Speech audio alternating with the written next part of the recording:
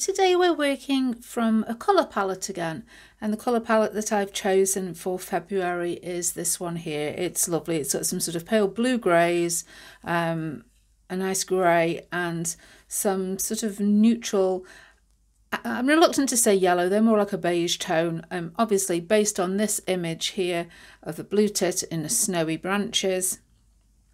And as last month, this colour palette I got from Design Seeds. I've popped the link to their website below if you want to go and look for some other colour palettes.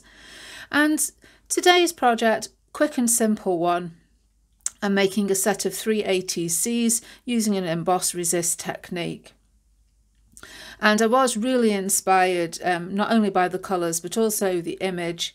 And the other week I've been cutting up an old diary, an A5 sort of desk diary that had got some nice illustrations in, and I thought I'm going to save the illustrations because they might come in handy for something. And it was all birds. Each month was a different bird featured, and there were some really nice illustrations of blue tits. So I've cut out these little watercolour images and sketches, and I've just been saving these pictures, thinking that they'll come in handy for something. So I'm going to use some of those today. I'm also going to be using, these are the Tim Holtz Ideology Holiday Talk metallic stickers, and I'm going to enter these ATCs into a swap that is based on the theme of winter. So I'm going to use some of the words, there's winter wishes, and I'm going to cut down this one to Winter Wonderland, and I might well use the one that says Frosty. So I'm going to use those, not Christmassy ones, but the winter themed ones, along with these images of the birds. And obviously, to tie in with the colour scheme, I've picked some distress inks, and I'm going to be using weathered wood, hickory smoke and antique linen, because those are a pretty good match for this colour palette on this card here.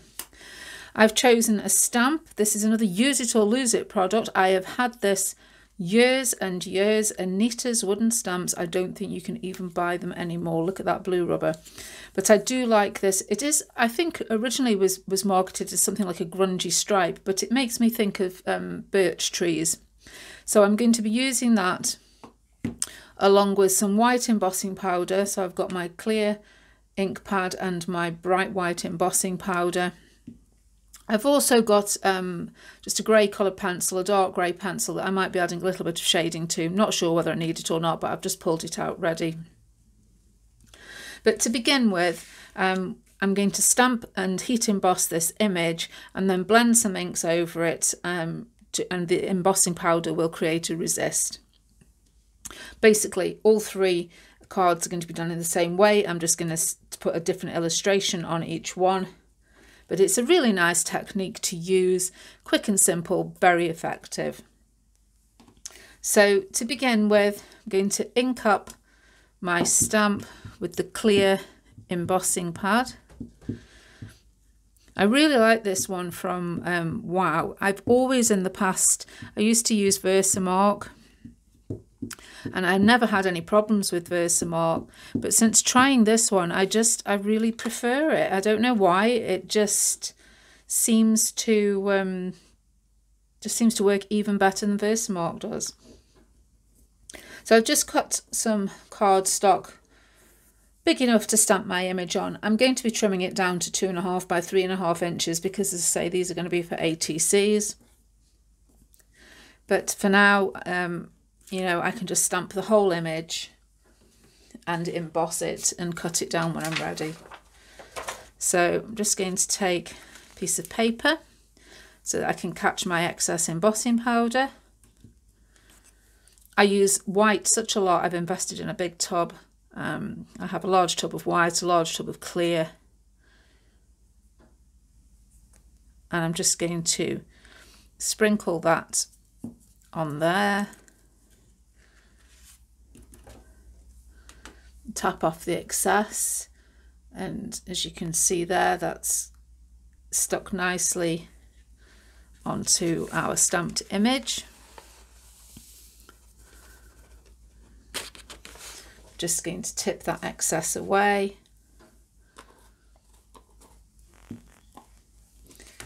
And then I've got my heat tool and I'm just going to heat emboss this.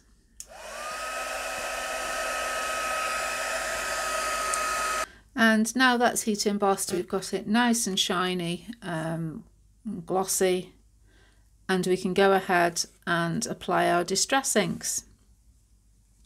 So I've got some foam applicators to do this, find them the easiest way. And just using a circular motion, just going to blend the inks over the surface of the card.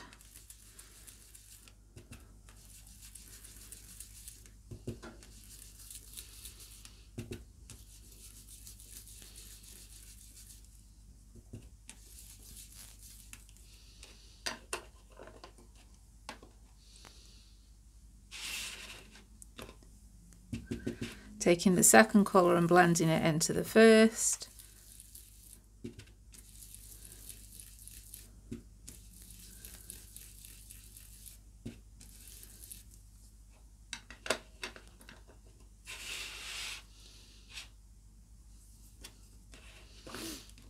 And finally the third one.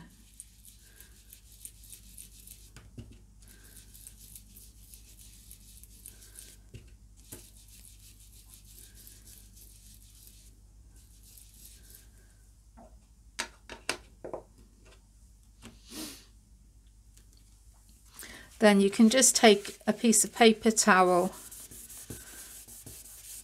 and just rub off any ink that might be sat on top of that embossing powder.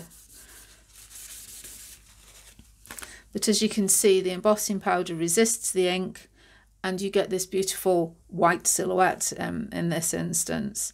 And that's a really nice match for our colour palette there. And I think they do look a lot like trees.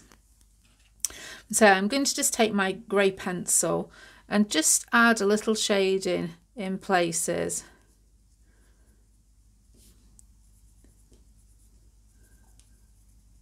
Don't have to be too fussy about this, but I think it'll just add a little bit more depth to the image.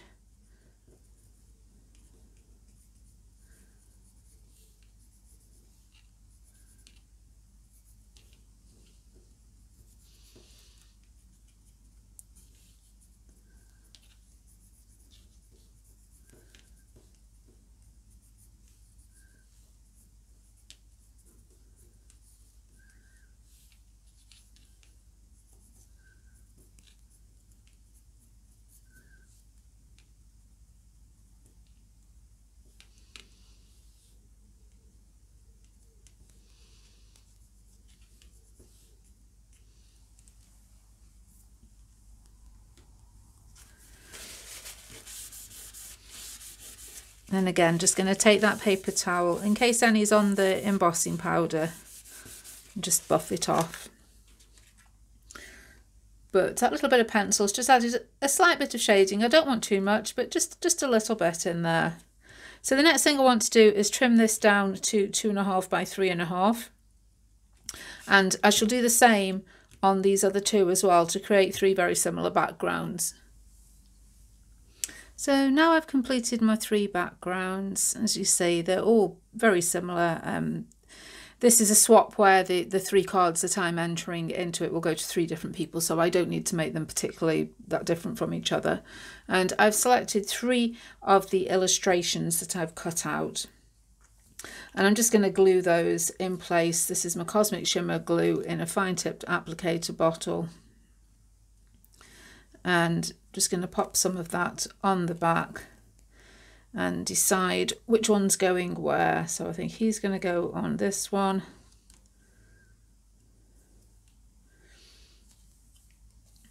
This little chap's going on the middle one.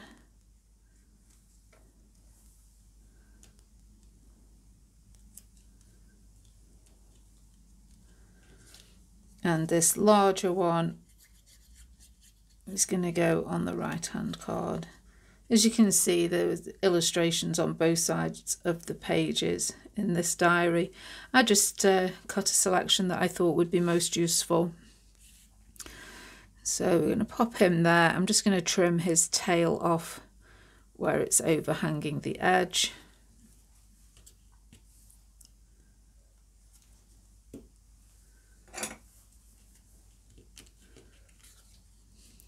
Just taking the scissors there. And I want to put my words on. I'm wondering whether just to go around the edge with a slightly darker colour of ink, just to frame it off. And I think I will. So I'm just going to get a scrap of paper here, and I'm just going to use the hickory smoke.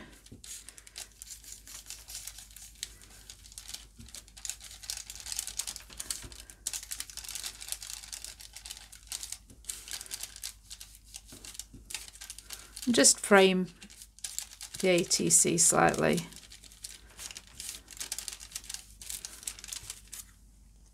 I just think it just defines the edge a little better.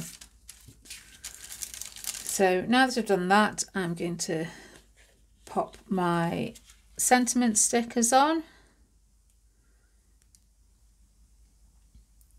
And I think I'm just going to map those actually onto a little bit of coloured card. So I've just mapped these onto a little bit of grey cardstock. I just thought it would make them stand out a bit better. And I'm just going to glue these in place.